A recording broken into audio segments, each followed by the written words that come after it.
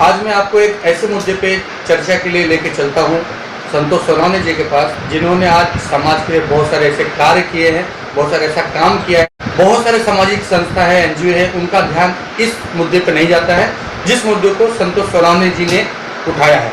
एक ऐसा ही मुद्दा था पार्लर में हत्या का। संतोष जी, हुक्का पार्लर में जो एक हत्या हुई थी, इस हत्या के मामले में आपने क्या कार्रवाई की है या आपका क्या विचार है? हुक्का पार्लर में जो हत्या हुई है, वाकई में हत्या होनी नहीं चाहिए थी, क्योंकि इसके लिए मैं जिम्मेदार मानता हूँ गोरेगांव पुलिस स्टेशन के सीनियर को। कियोस्क हुक्का पार्लर में 13 तारीख के सुबह जो घटना एक लड़की साथ हुई थी, उस वक्त हमने देशमाने डीसीपी जो देशमाने साहब हैं, विक्रम देशमाने, इनसे मुलाकात की थी। तो उन्होंने 19 तारीख को आदेश पारित किए थे सीनियर के लिए कि आज से कोई भी गोरेगांव में हुक्का पार्लर चलेगा नहीं, और उसी रात देशमाने साहब छुट्टी पे चले गए थे। और उस चीज़ का फ़ायदा उठाते हुए मैं मानता हूँ कि गोरेगांव के सीनियर ने उनके आदेश को अनहोना किया और हुक्का पार्लर गोरेगांव के चालू रहे। इसी वजह से 22 तारीख के सुबह 5:30 बजे रॉयल स्मोक हुक्का पार्लर के बाउंसर ने जो मयूर पांचाल नाम के लड़के को हत्या हुई है, उसके लिए जिम्मेदार जितने वो बाउंसर है, जितना वो हुक्का पार्लर है, उससे ज़्यादा गोरेगांव पुलिस स्टेशन के सीनियर है कि जिनके लापरवाही की वजह से यह हत्या हुई। यानी कि आपका इनडायरेक्टली या डायरेक्टली कहें कि इसमें प्रशासन अगर चाहता तो यह हत्या नहीं होती, या प्रशासन अगर सतर्क रहता तो ये चीज़ नहीं होती। वाकई में, क्योंकि प्रशासन आज सतर्क है नहीं, क्योंकि आज खुले हम हर जगह हुक्का पार्लर चल रहे हैं, अवैध रूप से चल रहे हैं। रात भर हुक्का पार्लर चलते हैं, किसके परमिशन चलते हैं? आज लॉ एंड ऑर्डर की जो जिम्मेदारी है वो किसके पास है? लॉ एंड ऑर्डर की पूरी जिम्मेदारी पुलिस के हाथ में। और पुलिस स्टेशन के सेक्शन के अंदर अगर पूरी रात कोई हुक्का पार्लर चलता है, लेडीज डांस बार चलता है, लेडीज बियर बार चलते हैं, तो ये किसके परमिशन से चलते हैं और क्यों चलते हैं? आपकी नज़र में जो युवा पीढ़ी है उसके ऊपर इसका क्या असर पड़ रहा है, या समाज में ऐसी पूर्णता क्या दिखाई दे रही है जिससे कि आपने इतना बड़ा कदम उठाया कि इनके खिलाफ कार्रवाई हो? देखिए, हमारे जो एनजीओ के माध्यम से बहुत सारे लोग जुड़े हुए हैं, हमने इस बात पे गहराई से सोचा जब हमको नज़र आया कि आज मुंबई का माहौल कहीं पंजाब जैसा तो नहीं बन रहा। क्योंकि पंजाब में आज उड़ता पंजाब एक फिल्म आई थी, उसमें कुछ पैमाने में दिखाया गया है कि नशा किस तरीके से होती है और नशे के धुत होके पंजाब की आज क्या स्थिति हो गई। अभी तो हमने गोरेगांव में जब कियोस्क हुक्का पार्लर में उस लड़की के साथ बदसलूकी हुई थी, उससे मारपीट हुई थी, तो पुलिस ने कियोस्क हुक्का पार्लर को बचाने के लिए, ऐसे उस लड़की का कहना था, वो लड़की हमारे पास कंप्लेंट लेके आई थी, उन्होंने बाकायदा मुझे एक लेटर दिया एनजीओ को कि हमें हेल्प की जाए।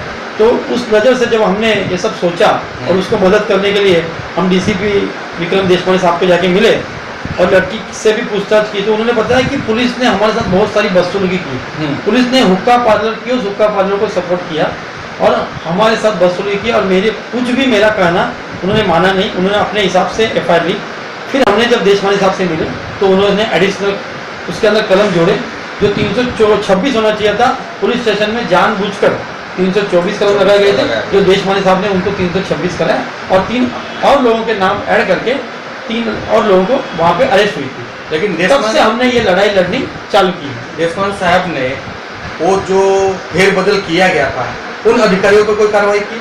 हमने देशमाने साहब को और मुख्यमंत्री को अपने महाराष्ट्र के मुख्यमंत्री और गृह मंत्री, इन सबको बाकायदा ये लेटर मैंने लिखा हूँ सबके नाम से, और उनको कहा हूँ कि आप ये जो चीज़ है और ये जो नशा है जो आसानी से उपलब्ध हो रही है और जो गैर कानूनी तरीके से चलाई जा रही है दिन रात, और जहाँ तक मैं मानता हूँ कि कहीं ना कहीं पुलिस के सहयोग से और स्थानिक राजनेताओं के सहयोग से सब चलता है, तो ये आप तुरंत जल्द से जल्द तत्परता से इसको बंद कराया जाए। लेकिन अभी तक ये जो मैटर दिख रहे हैं या हुक्का पार्लर जिस तरह से धड़ल्ले में चल रहा है, इससे तो नहीं दिखता है कि नशा पे कोई पाबंदी आई है। ये जो कानून है हुक्का पार्लर का या बियर बार का या जो भी है, इसमें कोई परिवर्तन लाने की जरूरत है? मेरे ख्याल से हुक्का पार्लर को सरकार ने परमिशन देनी नहीं चाहिए, क्योंकि हुक्का पार्लर यह एक नशे का माध्यम है। मैं मानता हूँ कि जहाँ तक मुझे जानकारी है कि हुक्का पार्लर के रात को जो चलते यही हुक्का पार्लर के माध्यम से नशेले जो ड्रग्स होते हैं वो बेचे जाते हैं और ये बहुत बड़ा रैकेट है। तो मैं मानता हूँ कि जो पुलिस वाले शायद इन सब हुक्का पार्लर को सपोर्ट करते होंगे, उन्होंने भी नहीं करना चाहिए, क्योंकि उनकी भी एक पीढ़ी है, उनके भी घर पे बच्चे हैं। हर मिनिस्टर हो, तुम्हारे हमारे हर समाज के हर व्यक्ति के घर पे एक तरुण पीढ़ी है, एक उनके भी बच्चे हैं जो इस लत के मारे उनकी एक तरुण पीढ़ी बर्बाद हो सकती है। तो यह हम सबकी जिम्मेदारी है, ये हम सब इस चीज़ पे सोचें और ये नशा किस तरीके से बंद हो इस तरीके से काम करें। जाहिर सी बात है कि अगर इस तरह से धड़ल्ले में अगर नशा बिक रहा है और खुलेआम सबको आसानी से मिल रहा है, तो कल को आपके और हमारी आने वाले बच्चे या हमारी जो पीढ़ियां हैं वो भी बिगड़ सकती है। तो बड़ा गंभीर समस्या है। इसलिए मैं चाहता हूं कि आओ हम सब मिलके इस शहर को सुधारें, इस शहर को नशा मुक्त किए करें और इस नशे के जो धंधे से जो जुड़े हो उनको अपन सबक सिखाएं और जेल के सलाह को पीछे डालें। जी। तो ये थे संतोष सोनाने जी। मैं उम्मीद करता हूँ कि इन्होंने जो कदम उठाए हैं इन्हें कामयाबी मिले। मैं संजय मिश्रा, लोकमित्र न्यूज़ चैनल से गोरेगांव।